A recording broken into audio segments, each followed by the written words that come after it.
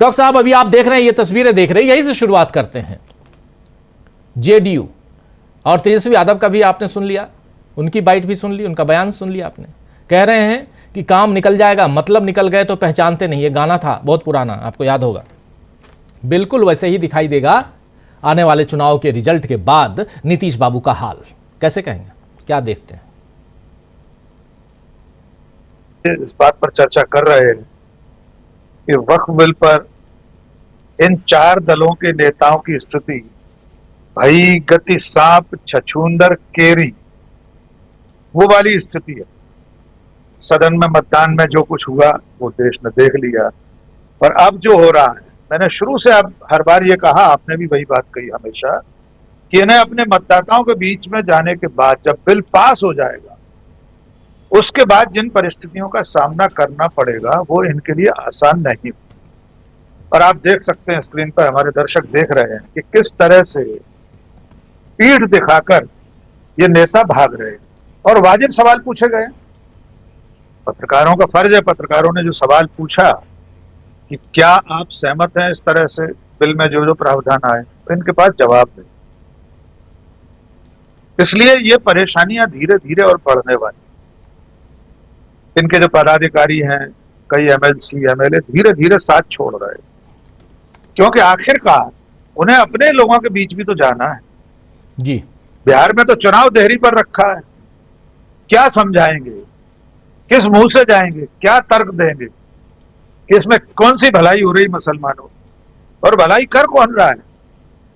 इस देश के मुसलमानों की भलाई करने का ढिंढोरा जो सरकार और जो नेता पीट रहे हैं, ये वही नेता और वही सरकार है जिनकी सरपरस्ती में पिछले 10 साल से मुसलमानों पर हर तरह के अत्याचार हो रहे हैं, मॉब लिंचिंग हो रही है, घर में घुसकर उनके फ्रिज जांचे परखे जा रहे हैं, बलात्कार और हत्या के आरोपियों का, जो मुसलमानों की हत्या बलात्कार के आरोपी हैं, उनका सम्मान हो रहा है, उनका अभिनंदन किया जा रहा है।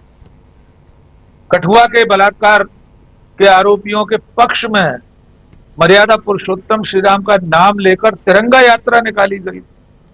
अभी उत्तर प्रदेश में संभल से लेकर मेरठ तक किसी भी शहर में आप देख लीजिए क्या हालात थे होली और ईद के समय। वो सरकार, उस सरकार का मुखिया मुसलमानों का हिजगरा बने, उनका हितैषी बने, ये बात आम मुसलमान कैसे स्वीकार कर सकता? नेताओं की नेतागिरी अपनी जगह, नीतीश कुमार को बीजेपी के साथ मिलकर अभी कुछ महीने सरकार और चलाना है, लेकिन वो जो आम आदमी है, आम मुसलमान है, वो तो समझ रहा है कि यह बीजेपी की सरकार असल में मुसलमानों के खिलाफ है पूरी तरह। इसलिए मुझे लग रहा है ऐसे दृश्य भी अगले कई दिनों में, आने वाले दिनों में और भी सामने आएंगे। इनसे निपटना नीतीश कुमार के लिए, चिराग पासवान के लिए, जयंत चौधरी के लिए, चंद्रबाबू नायडू के लिए आसान नहीं होगा जी। जीतन राम मांझी वगैरह तो अभी उस हैसियत में भी नहीं है, एक दो लोगों वाले हैं, लेकिन अंततः उन्हें भी तो जनता के बीच जाना है। अब आते हैं दूसरे विषय पर राजीव जी, जहां से आपने शुरुआत की थी। बहुत ही महत्वपूर्ण बात है वो राहुल गांधी ने जो ट्वीट किया ऑर्गेनाइजर की खबर के आधार पर। उसमें एक ताजा अपडेट यह है राजीव जी कि राहुल गांधी के ट्वीट के बाद घबराकर ऑर्गेनाइजर ने अपनी वेबसाइट से वो आर्टिकल हटा दिया है, वहां से डाउन कर दिया। सर आप चेक कर लीजिए, ताजा अभी 2-3 घंटे पहले का अपडेट है। क्योंकि राहुल गांधी के ट्वीट में सीधे सीधे पूरे देश के लिए जो संदेश था कि हम लोग जो कह रहे थे, यानी कांग्रेस पार्टी, राहुल गांधी, विपक्ष के तमाम लोग, कि बीजेपी और आरएसएस के निशाने पर सिर्फ मुसलमान नहीं है, आने वाले दिनों में ईसाई, जैन, बौद्ध और अंत में हिंदू भी आएंगे।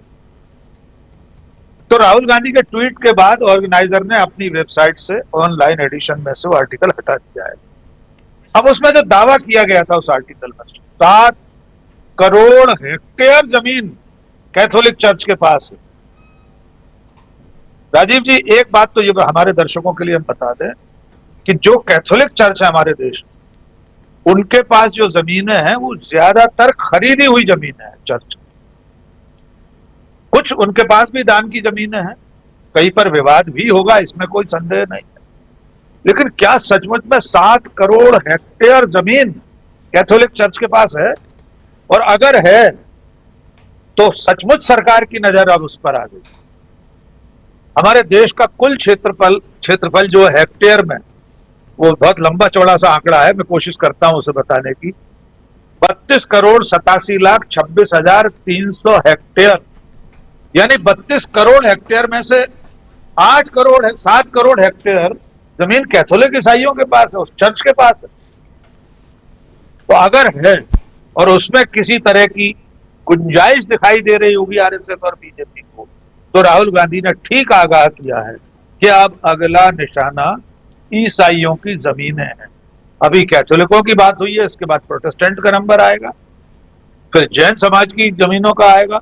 दरअसल में यह सरकार भूमाफिया के रूप में काम कर रही है, उसकी नजर जमीनों पर है। और किसके लिए है वो संसद में बता चुके हैं विपक्ष के नेता, कि किससे लेकर किन धन पशुओं को दी जानी है, किन धन्ना सेठों को दिया जाना उस जमीनों को। और बहुत जल्दी हम देख लेंगे राजीव, इसके लिए 10-20 साल नहीं लगेंगे देखने में।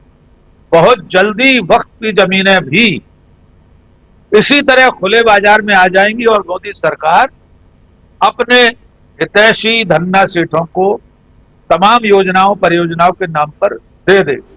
तो मुझे लग रहा है आने वाले दिन इस कानून के बाद जो कुछ सरकार करने जा रही है उसका सिर्फ एक संकेत है, और ऑर्गेनाइजर से गलती हो गई कि उसने समय से पहले वो आंकड़ा और अपना इरादा रख दिया, जो राहुल गांधी ने पकड़कर और ट्वीट कर दिया।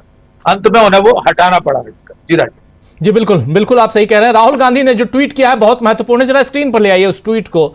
बहुत इंपॉर्टेंट ट्वीट इसलिए क्योंकि यहां राहुल गांधी साफ साफ जो बातें कह रहे हैं वो ये कह रहे हैं कि मुसलमानों को निशाने पर लेने वाला वक्फ बिल भविष्य में दूसरे समुदायों को निशाने पर लेने का माहौल तैयार करेगा। इस बारे में मैंने पहले ही चिंता जताई थी। जल्दी ही आरएसएस का ध्यान ईसाइयों की तरफ चला गया है। इस तरह के हमलों से अपने लोगों की रक्षा में संविधान ही कवच का काम कर सकता है। यहां बहुत इंपॉर्टेंट बात, बहुत इंपॉर्टेंट लाइन लिख रहे हैं राहुल गांधी कि इस तरह के हमलों से अपने लोगों की रक्षा में संविधान ही कवच का काम कर सकता है। यह हमारी संयुक्त जिम्मेदारी है कि हम मिलकर इसे बचाएं। यानी संविधान को बचाइए, सब मिलकर संविधान को बचाइए और संविधान से ही हम अपनी रक्षा कर सकते हैं, अपने हितों की रक्षा कर सकते हैं। यह बात राहुल गांधी कह रहे हैं और यहीं से वो भी बता रहे हैं, ये भी बता रहे हैं कि वक्फ बिल तो शुरुआत है, आगे आगे देखिए होता है क्या। क्योंकि आरएसएस ने अपने मुखपत्र ऑर्गेनाइजर में जो बातें आज लिखी हैं, जो लेख छापा है, उस लेख में साफ साफ उन्होंने लिखा है